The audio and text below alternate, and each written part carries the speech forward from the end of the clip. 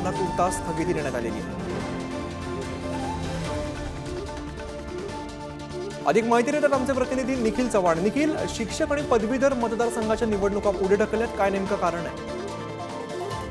नक्कीच अमित, 10 जूनला शिक्षक पदवीधर मतदारसंघाच्या निवडणुका आहेत त्या जाहीर करण्यात आलेल्या होत्या, परंतु या निवडणुका जाहीर झाल्यानंतर अनेक शिक्षक संघटनांकडून याचा विरोध आहे तो दर्शवण्यात आला होता। तर शिक्षक वर्गामध्येच नाराजी असल्याचं देखील आपल्याला पाहायला मिळत होतं। अनेक ज्या शिक्षक संघटना आहेत त्यांनी आपल्या संपूर्ण प्रशासनाला देखील ही जी विनंती आहे ती केलेली होती। याच विनंतीला पाहता आता जी शिक्षक पदवीधर मतदार जी निवडणूक आहे ती पुढे ढकलण्यात आलेली आहे। याचं कारण देत म्हणजे 2 मे ते 14 जून पर्यंत ही पूर्ण सुट्टी आहे ती जाहीर केलेली होती। त्यामुळे 15 जून नंतर ह्या ज्या निवडणुका आहेत त्या होणार आहेत। तसेच 17 जून ते 20 जून पर्यंत बकरी ईद निमित्त देखील उर्दू शाळांना देखील या ठिकाणी सुट्ट्या आहेत।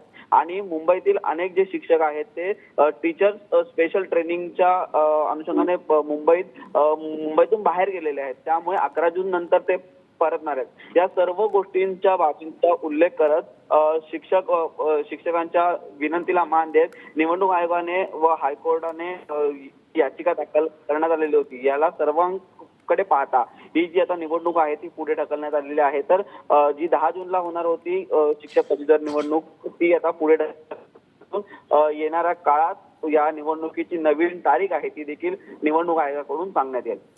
निश्चित निखिल, नवीन तारखा कधी येतात हे पाहणं महत्त्वाचं असेल। धन्यवाद या सगळ्या माहितीसाठी।